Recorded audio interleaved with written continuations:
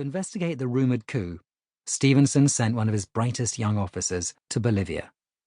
This was Montgomery Hyde, who arrived in the Bolivian capital La Paz with just one contact, a British railway manager. Through him, Hyde met a Bolivian, never named, who agreed that he had heard rumors of this impending coup, but that was it. He had no leads. Indeed, Hyde was unable to find anything to shed light on who was behind this plot, when and how it was going to happen, or if it even existed. Aged just 33, Hyde was a combustible blend of ambition, intellect, and a bustling imagination. In peacetime, he had been a barrister and would later become a prolific author and conservative politician. As he threw himself around La Paz in search of clues, no doubt feeling the effects of the high altitude, a wild idea formed in his mind. Hyde arranged to see his Bolivian contact again. He asked how this Nazi coup might play out. The two of them agreed that it would no doubt begin with a senior Bolivian diplomat in Germany, perhaps Major Elias Belmonte, the country's military attaché in Berlin and a fervent pro-Nazi, sending plans for the overthrow of the Bolivian government to his fellow plotters in La Paz. He would probably send these plans to the German legation in Bolivia, most likely in a sealed diplomatic bag. Why not anticipate this development by fabricating the kind of letter Belmonte would be expected to write, Hyde wondered to himself, without pausing to consider the answer, and give it the maximum publicity. Excited by his idea, Hyde flew back to New York and presented it to his boss. Those who worked with Stephenson sensed that he enjoyed big decisions and had a refusal to be either hurried or harried, nor was he afraid of risk. He was quite ruthless when he came up against a situation where it was necessary to take very great measures, his deputy later said. This was one of them.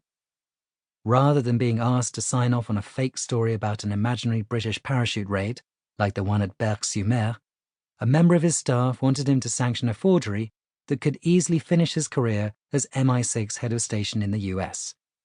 But if this forgery worked, in the sense that it was accepted as real and widely publicized, it might help to bring the United States closer to war. Most polls continued to show that the majority of Americans did not think their country should declare war on Nazi Germany, but if the question was adjusted to include German meddling in South America, the result was transformed. When a special Gallup survey asked in May 1941, if Brazil, Argentina, Chile, or any other Central or South American country is actually attacked by any European power, do you think the United States should fight to keep that European power out? 81% of those surveyed said yes. The American people felt differently towards Latin America and had a more sensitive and at times proprietorial relationship with their southern neighbors. The same was true of Roosevelt's administration.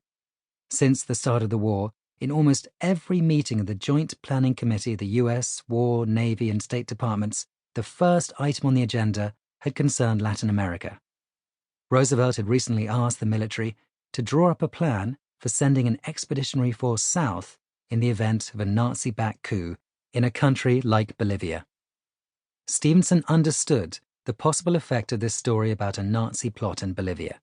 The idea of Germans meddling in Latin America was offensive to most Americans, and there was even a chance it could lead to a nationwide call for war, as a similar story had helped to do just over 24 years ago. In early 1917, the British intercepted and decoded a genuine cable from the German Foreign Secretary, Arthur Zimmermann, which had been sent to the German ambassador in Mexico. This telegram revealed the existence of a German plot to form an alliance with Mexico and Japan and attack the United States. The British passed this to the Americans, it was publicized, and became known as the Zimmermann telegram. Today, this is seen as the catalyst to America's entry into the First World War. More than any other incident, the Zimmermann telegram destroyed President Wilson's resolve to stay out of the conflict.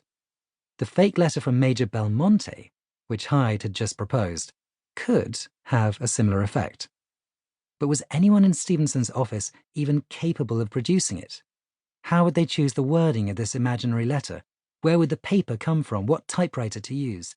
Who could fake the